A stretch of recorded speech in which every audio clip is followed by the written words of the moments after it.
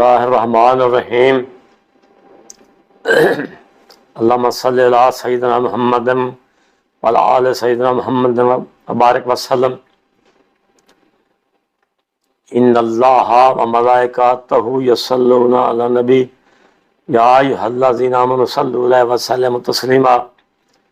As-salatu was-salamu alayka ya sayyidi ya Rasulullah wa ala alika sahabaka ya sayyidi ya Habiballah.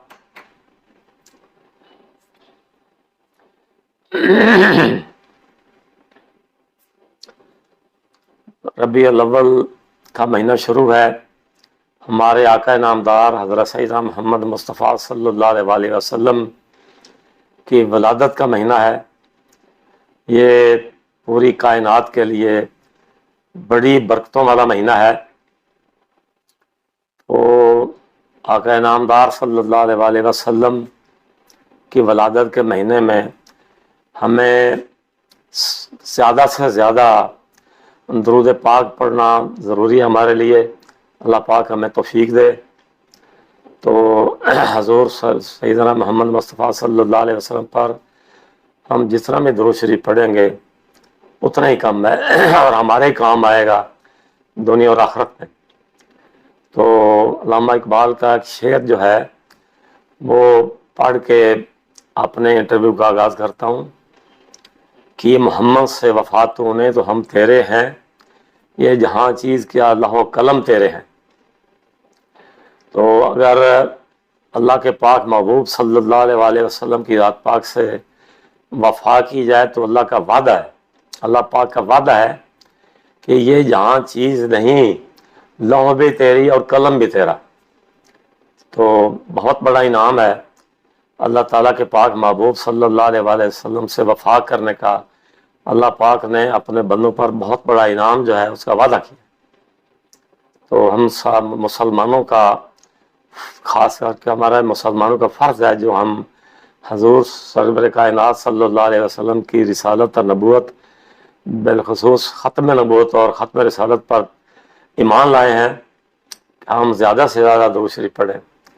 تو ایک دفعہ کا واقعہ بیان کروں گا کہ حضرت صحابی رسول صلی اللہ علیہ وسلم حضرت ابی کعب رضی اللہ تعالیٰ عنہ، انہوں نے حضور صلی اللہ علیہ وسلم سے سوال کیا کہ یا رسول اللہ صلی اللہ علیہ وسلم، اگر میں آدھا وقت درود شریف پڑھوں اور آدھا وقت اللہ پاک کا ذکر کروں کہ اس سلسلے میں جناب کا کیا فرمان ہے؟ تو حضور سرور کائنات صلی اللہ علیہ وسلم نے ان کو جواب دیا کہ بہت اچھا ہے. پھر انہوں نے اپنا سوال دہرایا، اگر میں ایک حصہ اور بڑھا لوں جناب کی ذات پاک کا درود پڑھنے کا اور بقیہ اللہ پاک کا ذکر کرنے کا تو پھر جناب کا کیا فرمان ہے؟ تو جناب نے فرمایا کہ بہت اچھا ہے آپ کے لیے.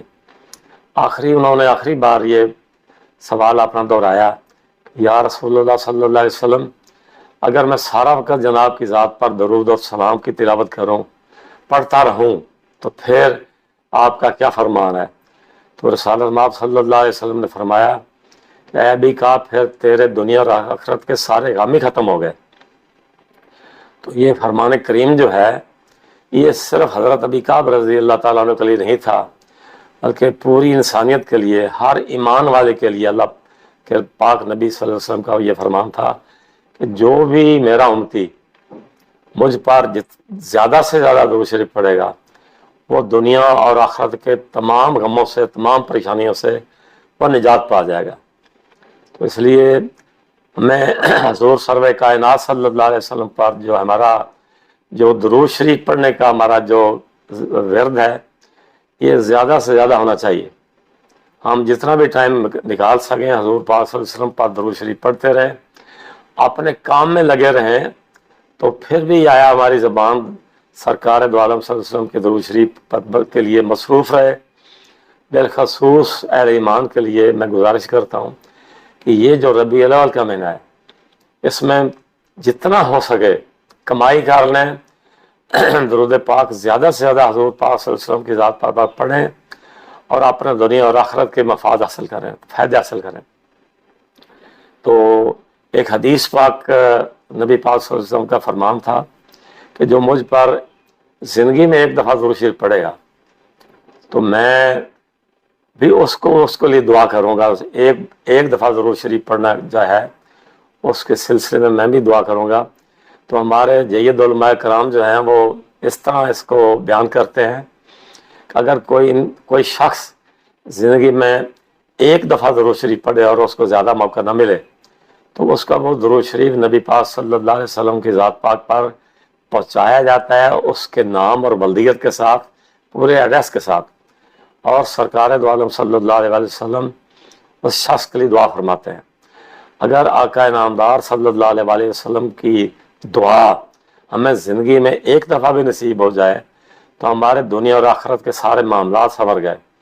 تو اگر ہم اپنی زندگی کا معمول بنا لیں کہ جو ہی ہمیں وقت ملے تو ہم اپنے آقا نامدار صلی اللہ علیہ وسلم پر درود اور سلام کی بھیجنا شروع کرتے جائیں, درود اور سلام بھیجتے رہیں, یہ تلاوت کرتے رہیں, ہماری زندگی کا معمول بن جائے, تو میں اللہ پاک کی بارگاہ میں بڑے یقین سے کہہ سکتا ہوں کہ اللہ پاک جو ہے وہ ہماری دنیا اور آخرت سنوار دیں گے, اور اللہ پاک ہماری دنیا اور آخرت کی تمام منزلیں آسان فرما دیں گے.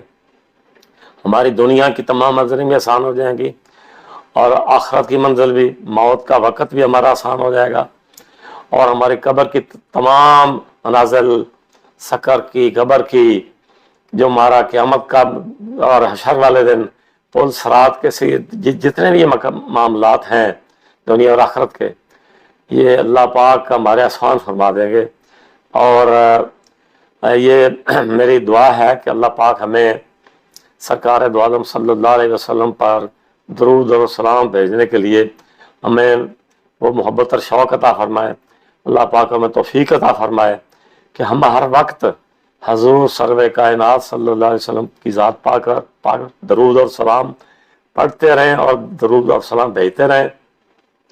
بلکہ میں تو یہ کہوں گا کہ ہمارے علماء کرام تو یہ کہتے ہیں کہ سرکار دو عالم صلی اللہ علیہ وسلم پر کو درود پاک ارسال کیا جاتا ہے, پہنچایا جاتا ہے درود پڑھنے والے کے نام اور ولدیت کے ساتھ. میرا عقیدہ یہ ہے کہ ہم حضور صلی اللہ علیہ وسلم براہ راست ہمارا درود پاک جو سلام پڑھتے ہیں وہ جناب سنتے ہیں, اور ہمیں سرکار دو عالم صلی اللہ علیہ وسلم کی دعائے رحمت ملتی رہتی ہے ساتھ ہی ساتھ.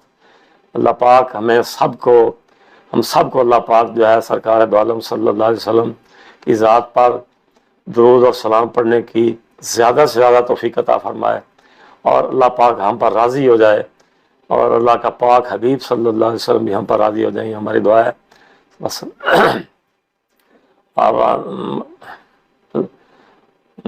ایک دفعہ میں یہ قرآن پاک کی آیت کو دیکھ کر پھر میں اپنے اس ذکر کو وائنڈ اپ کروں گا. اگر ان اللہ و ملائکاتہ یصلون علی النبی یا ایھا الذین آمنوا صلوا علیہ وسلم تسلیما وما علینا الا البلاغ المبین. بقیات جو ہے وہ انشاءاللہ اگلی قسط میں اپنی مرضات سرکار دو عالم صلی اللہ علیہ وسلم کی ذات اقدس اور جناب کی ولادت کے حوالے